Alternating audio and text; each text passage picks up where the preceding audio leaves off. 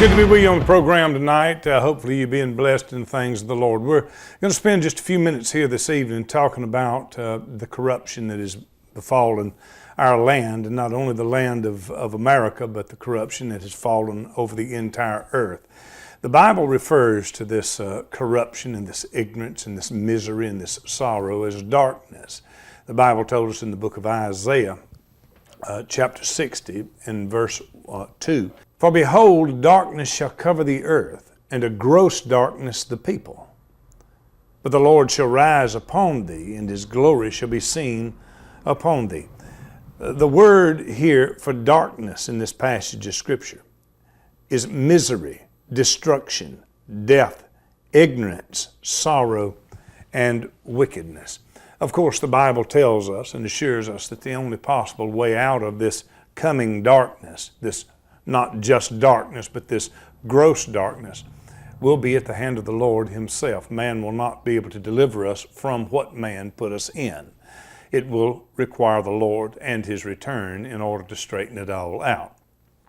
Nonetheless, where are we now? And why do we deal with matters such as the corruption and the evil and the wickedness that's taken place? We do so because the Bible warned us and commanded us to cry and sigh out, to cry and sigh against the abomination of the land. It is what we're supposed to do. And it's not just something that we do because we're told to do it, but if it is in your heart, if true rightness or righteousness, if the true desire for justice, if the true desire for things to be right is in your heart, you simply cannot hold your peace because righteousness is in your heart. That's the way it was with Jeremiah, the prophet of old, when they tried so desperately to silence him in his day that they actually threw him down in the bottom of a deep well. But he cried out from the bottom of that well that there is a fire shut up in my bones that I cannot contain. And that is how all who serves the Lord desires true righteousness, not an agenda for one side or the other, but desires true righteousness. It is a fire that is literally shut up in the bones, and it simply cannot be contained.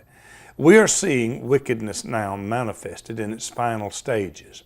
There is something very evil, there is something very corrupt, and there is indeed a conspiracy taking place in this land that is just about to destroy it. Can it be stopped? Yes, it can be stopped. The Bible made it absolutely clear to us that if my people, which are called by my name, will call on me, he said, I will hear them from heaven, and I will heal their land. Looking back at ancient Nineveh, whenever Jonah was called to preach, they were due to be destroyed by God's own word in 40 days. And God sent a preacher. He sent Jonah. And they heard Jonah and listened to him. And that city that was destined for destruction in just 40 days survived another 150 years. We can turn this around. It is our responsibility to turn it around. It is our responsibility to at least to try to turn it around. But make no mistake, there is a darkness, and not just a darkness, but as Isaiah said in chapter 60, it is a gross darkness that has fallen upon the people. This gross darkness, as I described to you a few minutes ago, is a mental illness. It's misery, it's ignorance, it's all these things that was defined in the Word. It is a mental condition that the earth would go into. It would be a departing from the true God and from the living God. It would be a return to what the Bible refers to as a carnal mind, which science would refer to as the limbic brain system, which is the fight or flight mode that we go into in times of dire emergency, where all reasoning and all counseling and, as I said, all reasoning is simply done away with. It's the animal brain. It's what's in a dog. It's what's in animals. Constant fight or flight, preservation, to keep yourself above the water. You're in a constant emergency brain. And people who wants to manipulate other people, they put them in that state. And they keep them in that state, making those people believe that every issue is life and death for them. Then they can do away with those people's common sense, reasoning skills, and just manipulate them with single words to do whatever they want them to do. That is this gross darkness. It is the limbic brain system.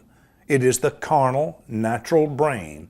It is the animal brain taking over now worldwide, and it can only produce one thing, a godless society. For the carnal mind, it cannot know the things of God. It can only produce a carnal or limbic system, mindset, which is mental, pure and simple. And that's what we're seeing today. All sound judgment and reasoning taking place by the media, who is promoting the destroyers of our country. And I'm going to show you some of that tonight in clear fashion. I'm going to go back over something that was ignored, grossly ignored, by the media, by the government, by the Congress, and by the courts of the United States. But to show you how simple of a matter it is, and then move into what's taking place right now with the FBI probe and investigation into Hillary Clinton and the ungodly, absolute, ignorant conclusion that the FBI came to, and you'll see it. The point of it is, once again, to show you the corruption that we're in the midst of, to show you where we are biblically, to show you in detail what the Bible was talking about when the Bible said that it was a darkness and a gross darkness coming upon the people. As I've told you a million times over, you cannot call this politics and say, we don't get in that, you shouldn't be dealing. You cannot deal with Antichrist in the Bible and not deal with politics. There is no such a thing as a human being being able to go into an office and wreak total destruction upon the lives of hundreds of millions of people or an entire world, and that person be off limits to touch, comment, because the shield, the word politician, is in front of his name. Politician being in front of your name, or politics being in front of your name, does not give one the right, a human being defiling the laws of God and nature, the right to be protected and untouched because it's politics. No, it's not politics. It's people. It's human beings, the ones that you have all the trouble with. Not the trees, not the dogs, not the bulls and the bears. What you have trouble with in this world and what God has trouble with is mankind, pure and simple. Lost, he's worse than a devil. Now I'm going to show you things that could not be missed. Going back to one of the things of which we were called birthers.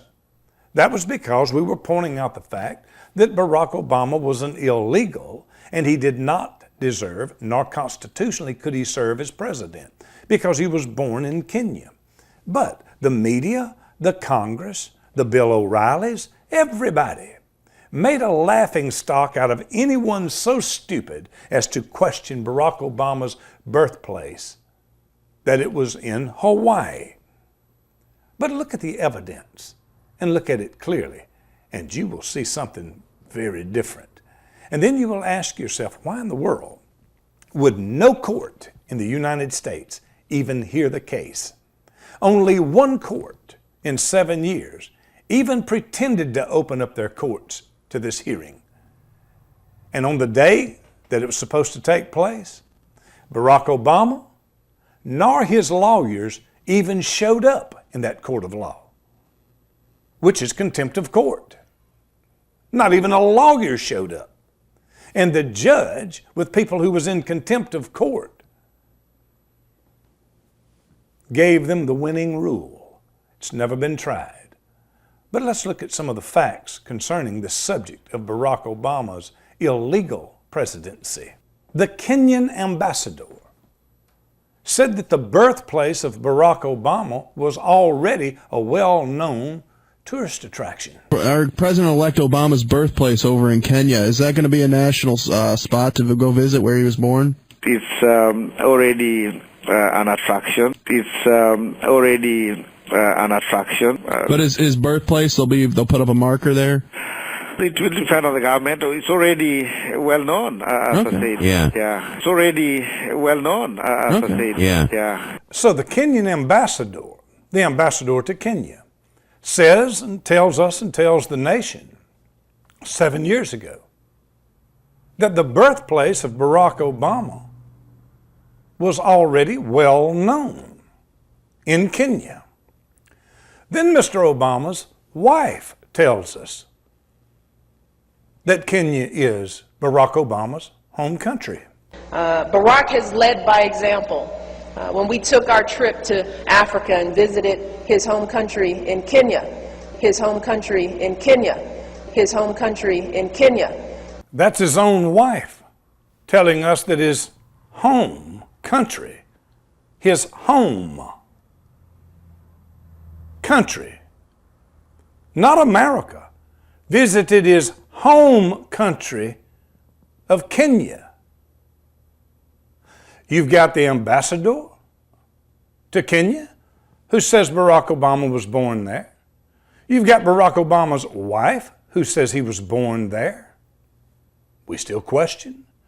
Then there's the man who became the governor of Hawaii. He was friends of Obama's mama and daddy. Even said he was there when Obama was born.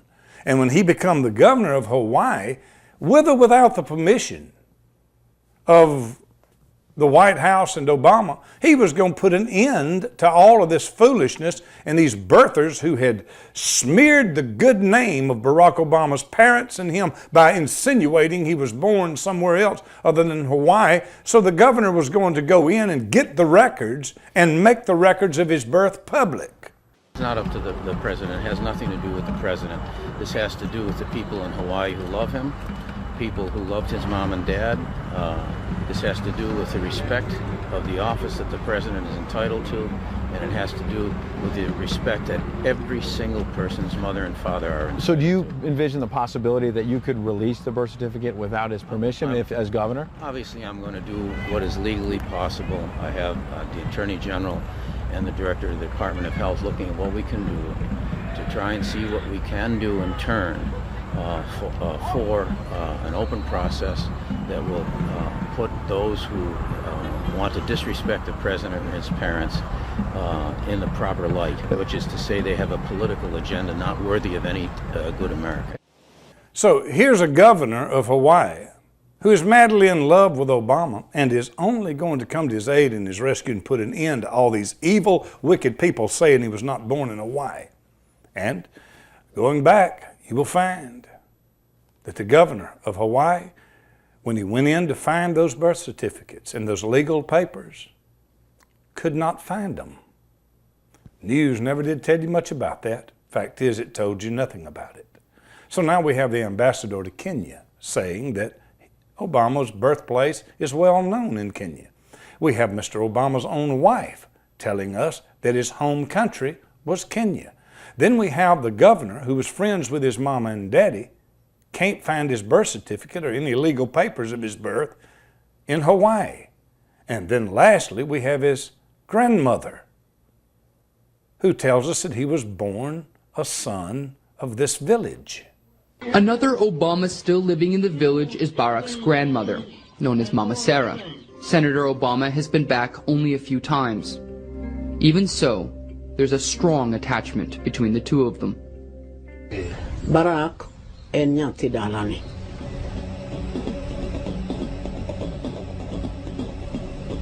Barack and Nyati Dalani.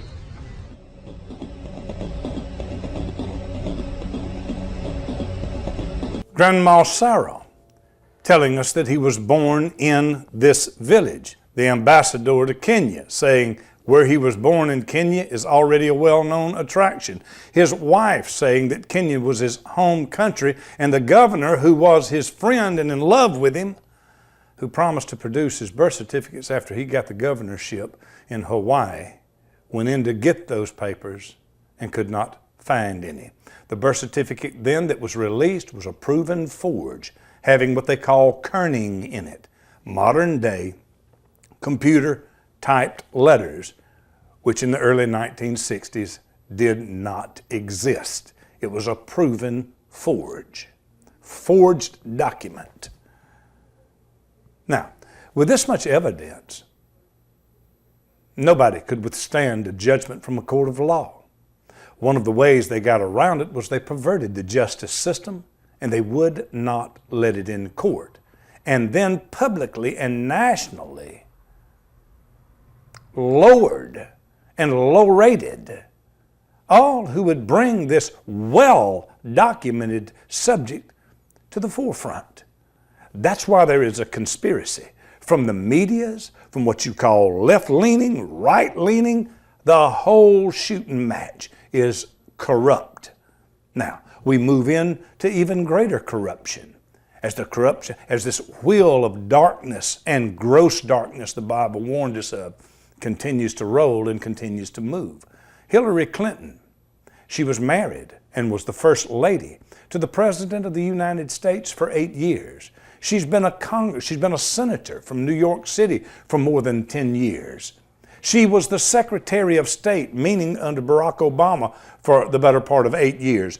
She is the Secretary of State, the person who is over classified documentation and information. She's the highest person to deal with classified information, which is against the law and punishable by 10 years for just being neglectful concerning it. General Petraeus, he was removed from his standings and lost everything because he uttered one single sentence of what was classified documentation to a friend who was writing a book.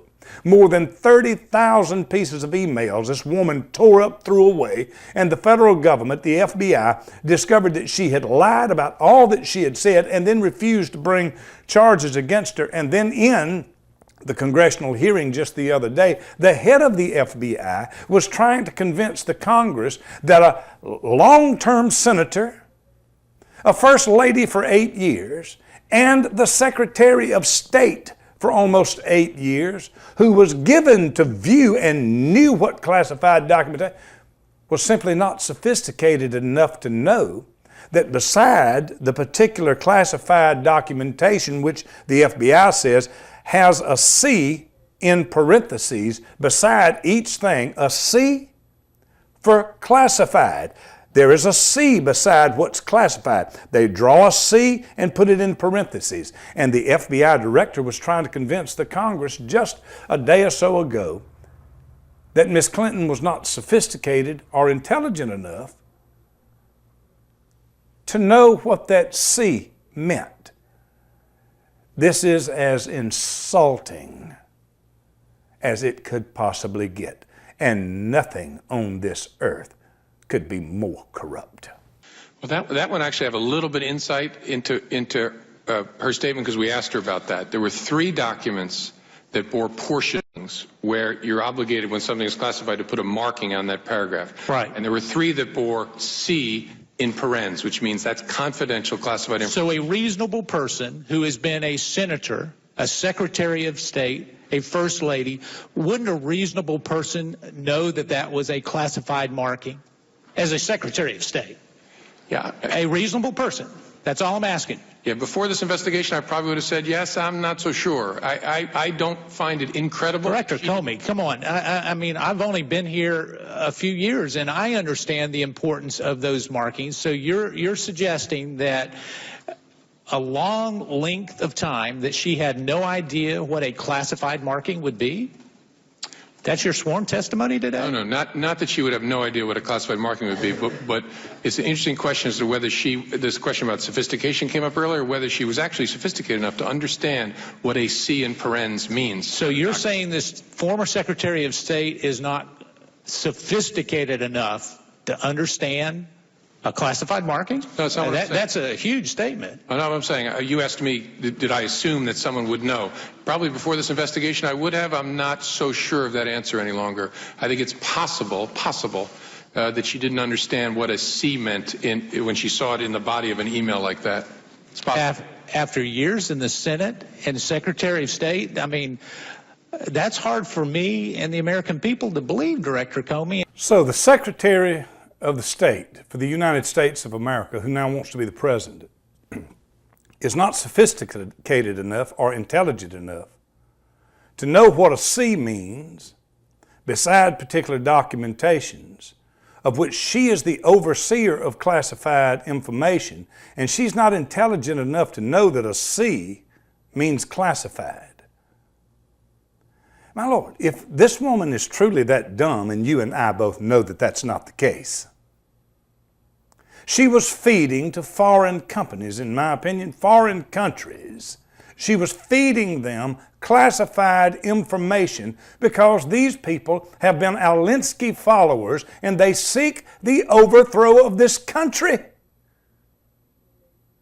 To say that the Secretary of State, 10-year senator, 8 years First Lady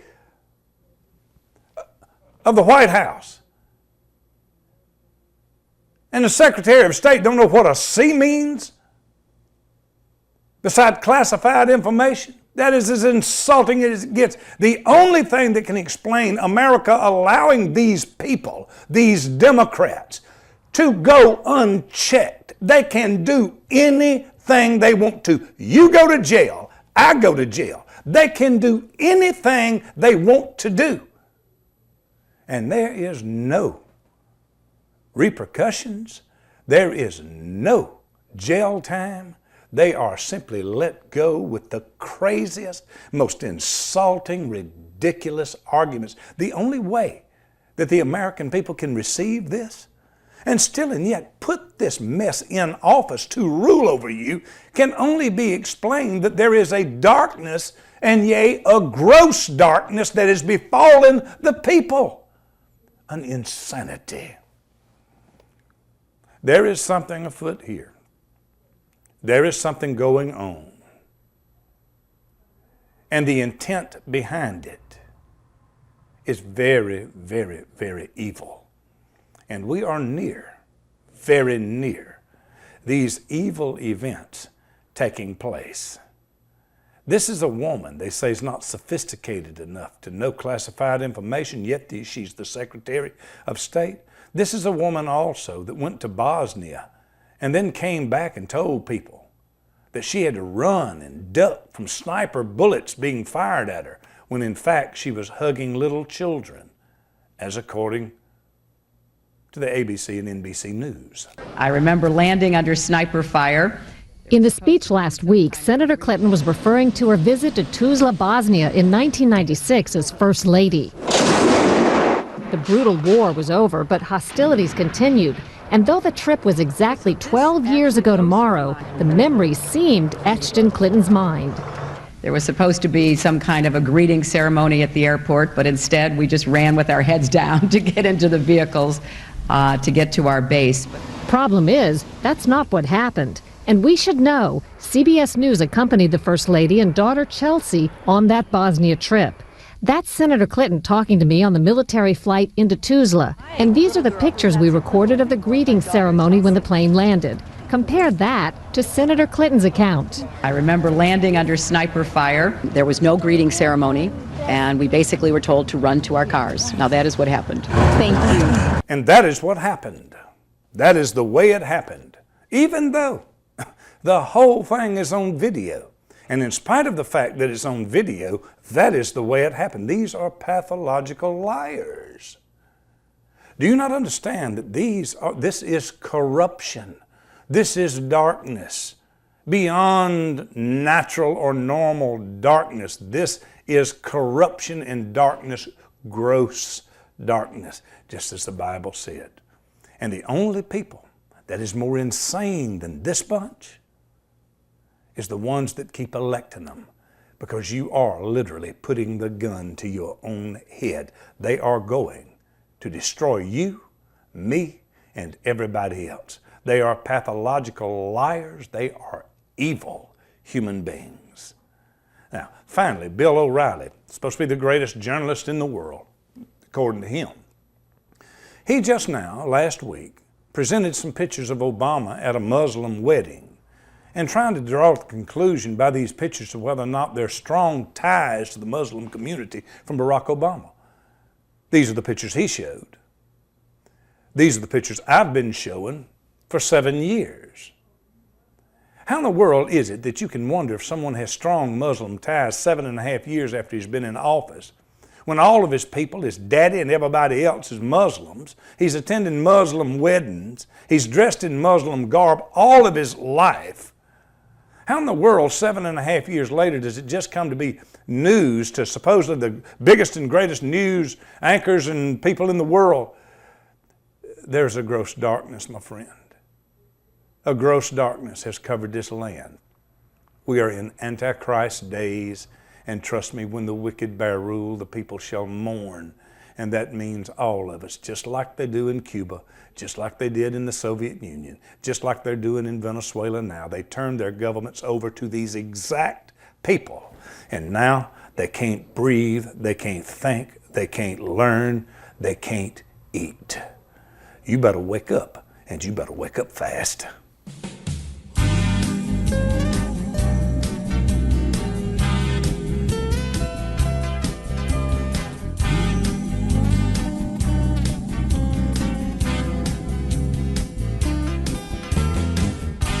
I'd like to take a load off of you. Just put it on my back and I'll carry it too. You look like you could use a day or two. Get yourself some rest now, and while you do, I'll carry that load for you.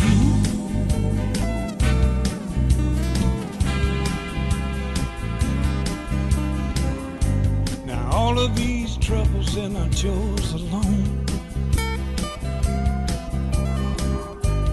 You my brothers and my sisters, and this is our home. Won't you take yourself a day or two and get yourself some rest now? And while you do, I'll carry that load for you.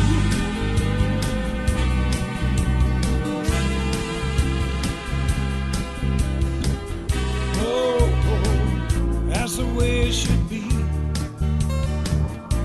Help you and you help me. We got to live as brothers. Got to have some love one toward another. I'd like to take a load off of you. Just put it on my back and now I'll carry it too. You look like you could use a day or two. Get yourself some rest now, and while you do, I'll carry that load for you.